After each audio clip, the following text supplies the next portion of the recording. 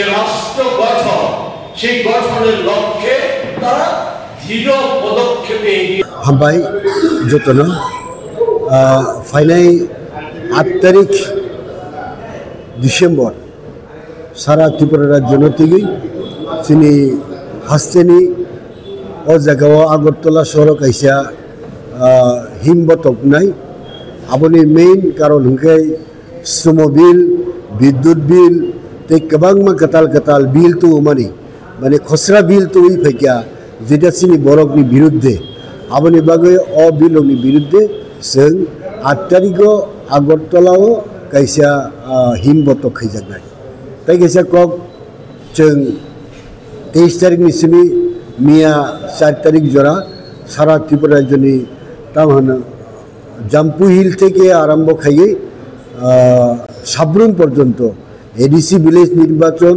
एवं एडिसी निर्वाचन चिनी बुकुंबारा चिनी आदिवासी एलाका विभिन्न जगह थाका गाहाम जतन रेसपन्स का ताई खायो एडिसी विलेज कमिटी 50% ताव पर्यन्त चिनी कैंडिडेट रिमन्नाय ताई किसा जरा मानका 100% खैमन्नाय एवं एडिसी निर्वाचन राज्यनि चिनी आदिवासी बर'नि मानथाय मैया साप्रेसन डिप्रेसन नतै चिनी बर'रा गोबां माजलि जाक खादुजाक आबरनो सामुं फुनाङै जों गाहाम सामुं खैमन्नाय जों आसा खायो ताई कायसा कक चिनी बुगुंबारानि बर'लक सिक्ला चालायनो विशेषके ड्राग्स नतै आनि बर'लक जेबाबा कबर चाइ दंखा आबो खुबै किरिमा सिंसा वानामा सिंसा आं खाखायो आं कबगनाय आनी गुंथै बारा जत सिक्ला रग्नो जे आबनि थेके जों सरै फैना दरकार लामा गाहाम फैना दरकार बुमा बुफा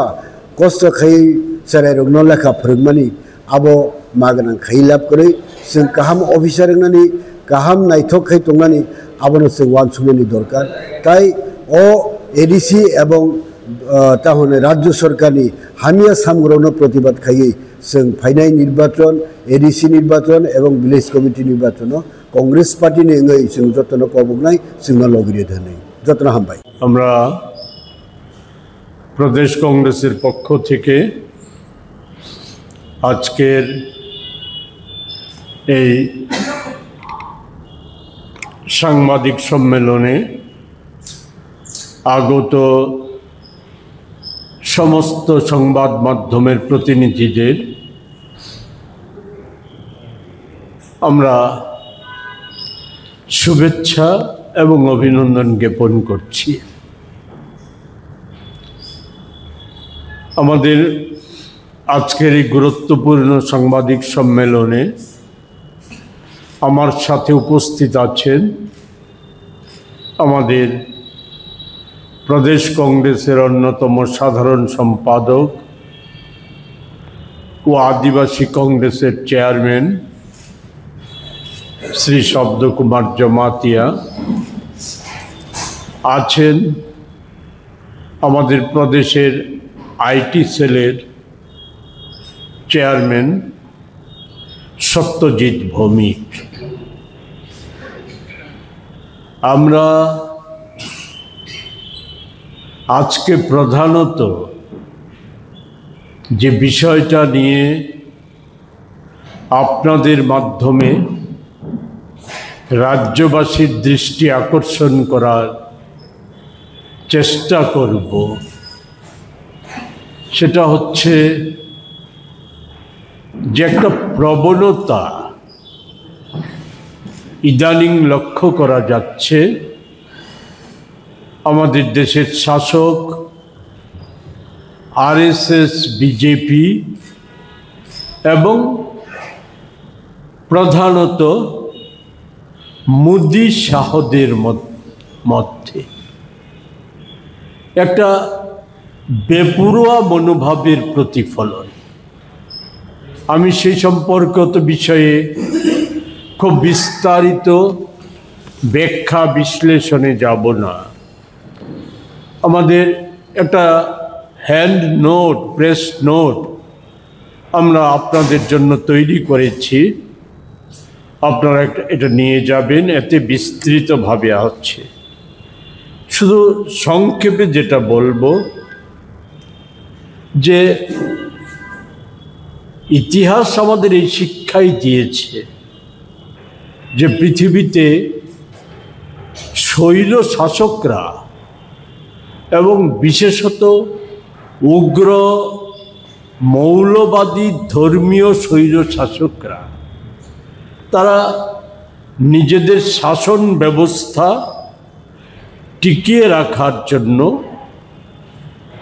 যে পথগুলি অবলম্বন করে এর মধ্যে গুরুত্বপূর্ণ হচ্ছে গণতান্ত্রিক ব্যবস্থাপনাকে ধ্বংস করে দেওয়া, এগুলিকে পদদলিত করা। এটার মধ্য দিয়েই তারা টিকে থাকার চেষ্টা করে। সাথে আছে উগ্র ধর্মীয় উন্মাদনা, জাতিগত বিদ্বেষ সৃষ্টির সাথে এটাও একটা গুরুত্বপূর্ণ ক্ষেত্র। সেটা হচ্ছে তাদের কুকর্ম এবং অপকর্মগুলিকে আড়াল করতে রাষ্ট্রীয় প্রচার মাধ্যমের সাথে সাথে তাদের পক্ষিগত বসংবাদ, বিশেষ করে তাদের বান্ধব কর্পোরেট জগৎ, সেই আদিম যুগ থেকে তাদের যে প্রচার মাধ্যম সেগুলিকে দলীয় স্বার্থে এবং নিজেদের স্বার্থে তারা ব্যবহার করে আসছে। এবং এটা ব্যবহার করার মধ্য দিয়ে বরাবরই দেখা গেছে পৃথিবীর সব দেশে সর্বত্র দেখা গেছে জনস্বার্থের পরিপন্থী পদক্ষেপগুলি নিতে এরা কোনো দিন পিছপা হয় না। এরা বরঞ্চ প্রতিদিন প্রতি মুহূর্তে এরা বেপরোয়া হয়ে ওঠে। আমাদের দেশে আমি আগেই বলেছি, এগুলির বিস্তৃত ব্যাখ্যায় যাব না, এটা ভূমিকাটা করে। আমাদের দেশে এর প্রতিফলনটা 2014 সালের পর থেকে এই প্রতিফলনটা দেখা যাচ্ছে। সকলেই জানেন, পুরনো কথা শুধু স্মরণ করিয়ে দেওয়ার জন্য বলি।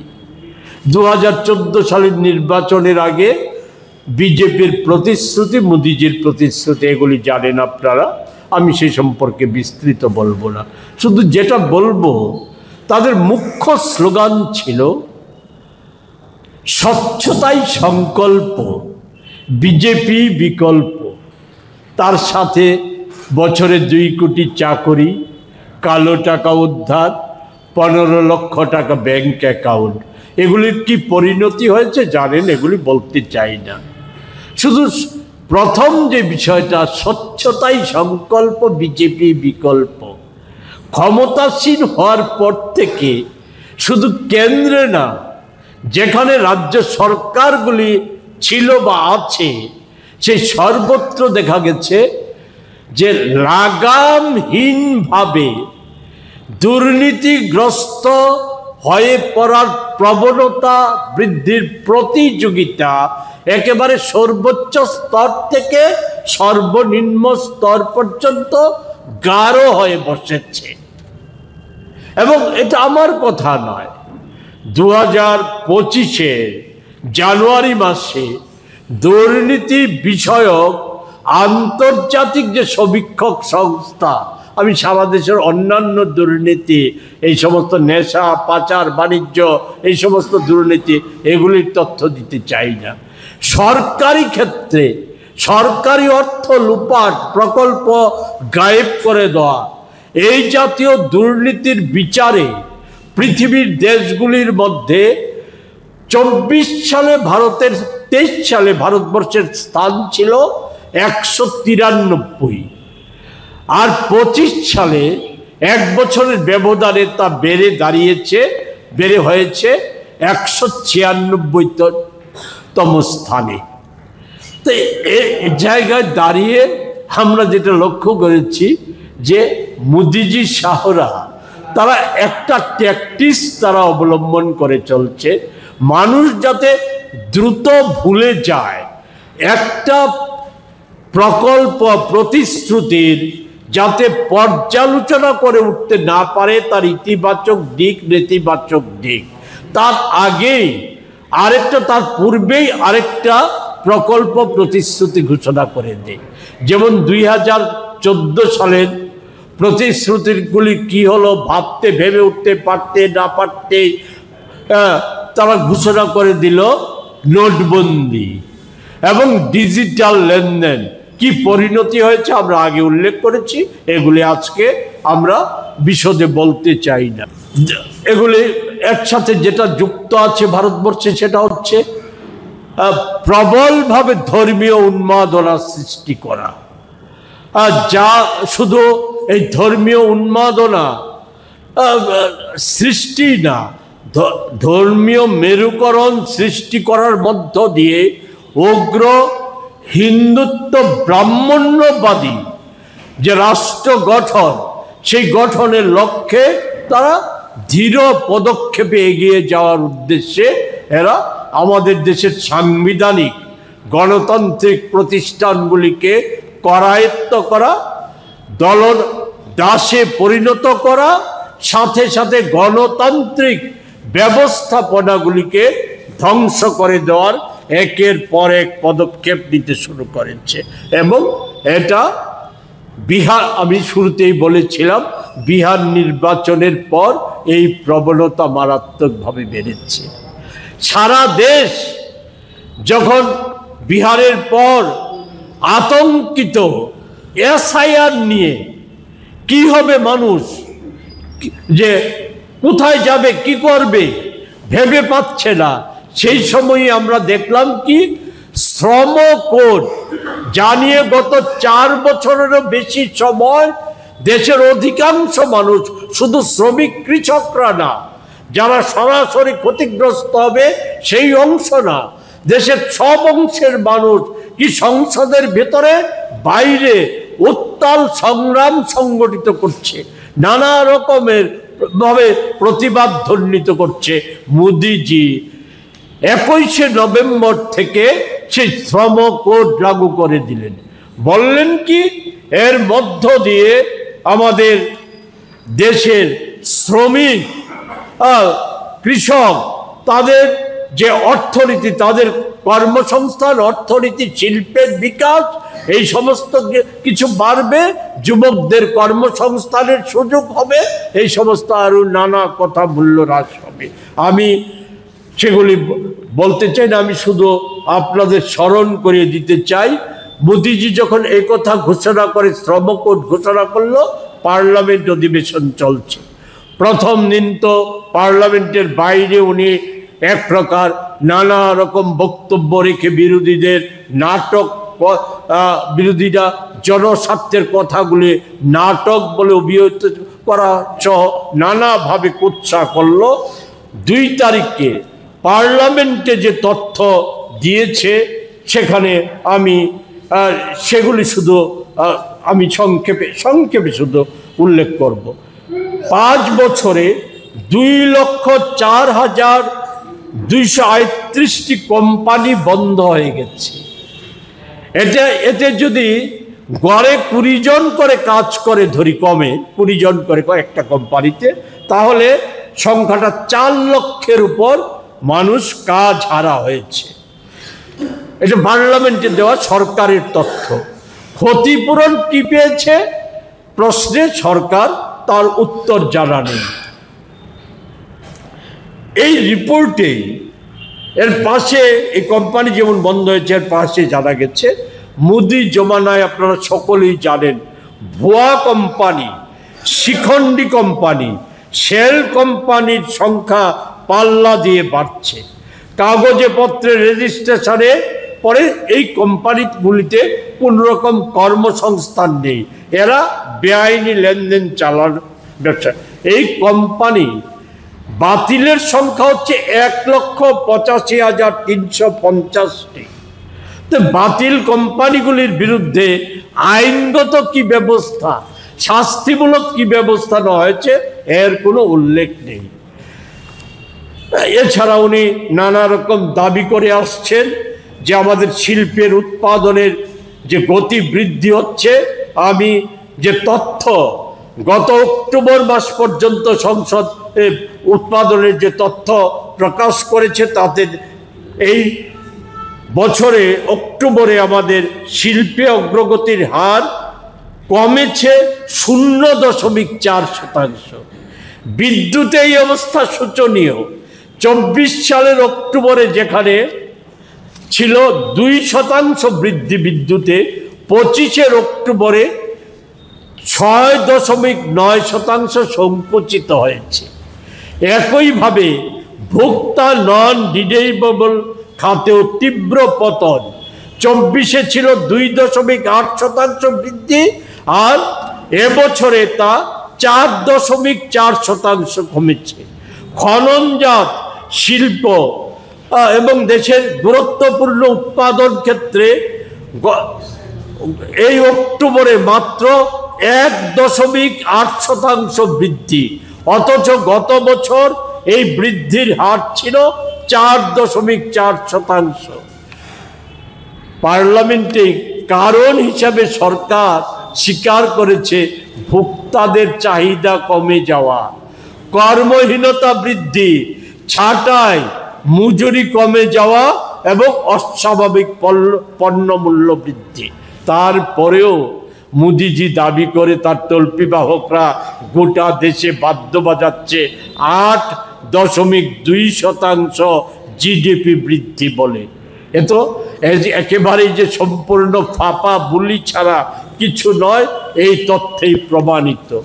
তারপরেও যে কতটা ভয়ঙ্কর হয়ে উঠেছে মোদি, যে 10টি বিল এই স্বল্পকালীন সময়ে পার্লামেন্টে পাস করার উদ্যোগ নিয়েছে। আমি এগুলিও বিশদ বলবো না। এর মধ্যে উল্লেখযোগ্য হচ্ছে আমাদের পারমাণবিক ক্ষেত্র, যেটা স্বাধীনতার পর থেকে রাষ্ট্রের নিয়ন্ত্রণে ছিল। এই পারমাণবিক ক্ষেত্রটাকে বেসরকারীকরণ করে দেওয়া হচ্ছে, সুযোগ করে দেওয়া হচ্ছে, এতে বিদেশিদের অনুপ্রবেশ। এর ফলে দেশের নিরাপত্তা বিঘ্নিত হওয়ার সম্ভাবনা দেখা দেবে। আমাদের ওই শিক্ষা ক্ষেত্রে যে স্বাধীন, উচ্চশিক্ষার ক্ষেত্রে স্বাধীন ভূমিকা নেওয়ার জন্য ইউজিসি সহ যে সমস্ত সংস্থাগুলি কাজ করত, এগুলিকে উঠিয়ে দিয়ে শিক্ষা কমিশন নামে একটা ওই কেন্দ্রীয় সরকারের নিয়ন্ত্রণ, অর্থাৎ আরএসএস যাতে সরাসরি নিয়ন্ত্রণ করতে পারে এমন একটা কমিশন গঠনের প্রক্রিয়া নিয়েছে। আর এটাই উল্লেখ করব, বিমা ক্ষেত্রে 100% বিদেশি পুঁজি সহ কর্পোরেট পুঁজির ঢোকার সুযোগ করে দিয়েছে। এর সাথে আজকে যেটা নিয়ে আমরা আলোচনা করব, যে কৃষিদের নিয়ে নানা মায়া কান্না মোদিজি করেন, নানা কথা। আপনারা জানেন কৃষকরা জীবন বাজি রেখে লড়াই করেছে। 4 বছর লড়াই করার পর মোদি মুচলেকা দিতে বাধ্য হয়েছিল, কিন্তু যেই মুচলেকায় যে প্রতিশ্রুতিগুলি ছিল, একটা প্রতিশ্রুতিও এই সময়ে প্রতিপালন করেনি। বাঁকা পথে ওই প্রতিশ্রুতিগুলি লঙ্ঘন করে চলছে, আর কৃষকদের জীবনে একেবারে সর্বনাশ ডেকে আনার জন্য বীজ বিল নামে একটা ড্রাফট বিল পার্লামেন্টে, এই চলতি পার্লামেন্ট অধিবেশনে সেখানে পেশ করেছে। এই হচ্ছে সেই বীজ বিলের ড্রাফট কপি। এতে যা আছে এটা অতি সংক্ষেপে আমাদের এই নোটে আমরা তুলে ধরেছি। শুধু একটা কথাই বলবো, যে বীজ বিলে যে সমস্ত বিষয়টা আছে, সেই বিষয়টা হচ্ছে কৃষি বীজ উৎপাদনের ক্ষমতা কৃষকদের হাতে থাকবে না, এমনকি সরকারের হাতে থাকবে না, রাজ্য সরকারের হাতে থাকবে না। এই বীজ বিল উৎপাদন, মূল্য নির্ধারণ, এই ক্ষমতা কর্পোরেটদের হাতে চলে যাবে। আমি শুধু আপনাদের স্মরণ করিয়ে দিতে চাই, সামন্ত প্রভুরা যে সমস্ত কৃষকদের ক্ষেত্রে যে আচরণ করত, কৃষক বিরোধী আচরণ করত, মোদিজি, অমিত শাহরা তাকেও ছাপিয়ে গেছে এই বীজ বিল। সাথে আছে আরেকটা বিল, সেটা হচ্ছে বিদ্যুৎ বিল। আমরা যেটা আপনাদেরকে বলে আমার কথা বলা শেষ করব, সেটা হচ্ছে বিদ্যুৎ। আমি তো আগেই বলেছি এটা মৌলিক ক্ষেত্র। সেটা এই বিদ্যুৎ বিলের তো নানাভাবে বেসরকারীকরণ এবং সর্বসাধারণের সর্বনাশ করার যে প্রচেষ্টা অনেকদিন আগে থেকে অটল বিহারী বাজপেয়ীর সময়কাল থেকে শুরু হয়েছিল বেসরকারীকরণের প্রচেষ্টা। মোদিজি নগ্নভাবে সমস্ত বিদ্যুৎ ক্ষেত্রকে বেসরকারীকরণের প্রচেষ্টা হিসাবে আমাদের দেশে স্মার্ট মিটার হেন তেন নানা রকম প্রকল্প, সর্বশেষ সূর্যঘর প্রকল্প, এখন যে বিদ্যুৎ বিলটা আনছে সেই বিদ্যুৎ বিলের মূল নির্যাস হচ্ছে যে এই বিদ্যুৎ বিলে সরকারের কোনো রকম ভূমিকা থাকবে না। বিদ্যুতের গুরুত্বপূর্ণ ক্ষেত্রগুলির ক্ষেত্রে মূল্য নির্ধারণ সহ গুরুত্বপূর্ণ ক্ষেত্রে কোনো রকম ভূমিকা থাকবে না। সমস্তটাই নিয়ন্ত্রণ করবে ব্যবসায়ীরা, কর্পোরেট জগৎ। ফলে সব তারা তাদের খেয়াল খুশি মতো তারা বিদ্যুৎ নিয়ে ব্যবসা করবে সরকারি পরিকাঠামোকে ব্যবহার করে। ইতিমধ্যে আবারও উল্লেখ করতে চাই, সৌর বিদ্যুৎ প্রকল্পের সমস্ত সরকারি অর্থে পরিকাঠামো তৈরি করা হয়েছে, অথচ 97% শেয়ার কর্পোরেটদের কাছে দিয়ে দিয়েছে।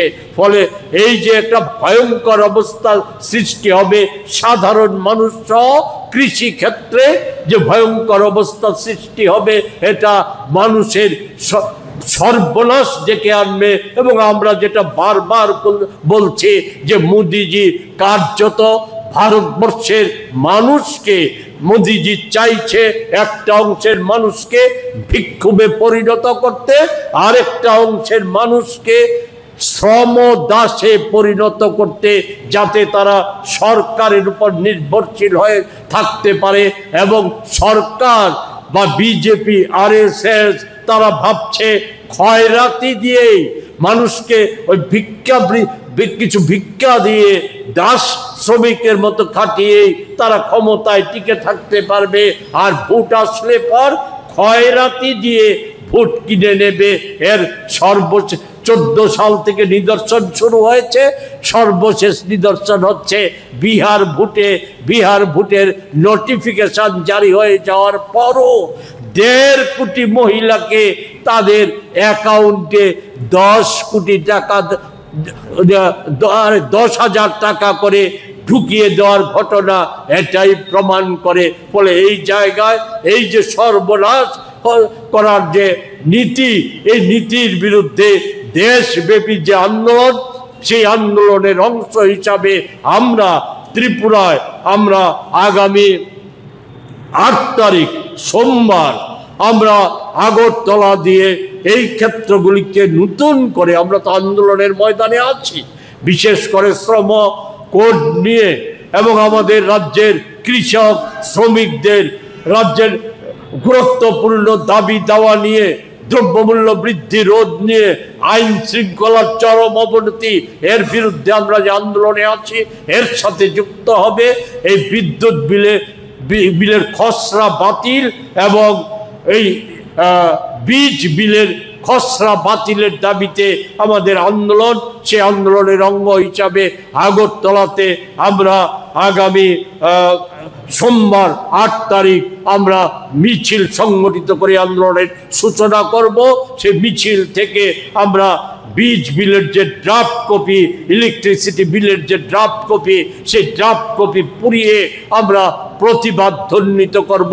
এর সাথে আমরা আপনাদের মাধ্যমে আমরা এই রাজ্যবাসীর কাছে, বিজেপির ভেতর অন্দরেও যে সমস্ত দেশপ্রেমিক গণতান্ত্রিক মানুষ আছে তাদের কাছে আবারও আবেদন করতে চাই, দেশ ও রাজ্যের এই যে সর্বনাশ, এ থেকে মুক্ত করার জন্য এটা কোনো নিছক একটা দলের আন্দোলন কর্মসূচি নয়, কংগ্রেসের আন্দোলনের কর্মসূচি নয়। এই অবস্থা থেকে দেশকে রক্ষা করতে গেলে পরে দেশের মানুষকে একতাবদ্ধ করে আজকে আমাদের প্রতিবাদ প্রতিরোধ আন্দোলন গড়ে তোলা ব্যতীত অন্য কোনো পথ নেই। ফলে সেই আন্দোলনে আমাদের যে আন্দোলন সূচি, এই আন্দোলনকে সফল করার ক্ষেত্রে আপনাদের সংবাদ মাধ্যমের সাহায্য চাই। কারণ আজকে সব সংবাদ মাধ্যমও কিন্তু মারাত্মকভাবে আক্রান্ত।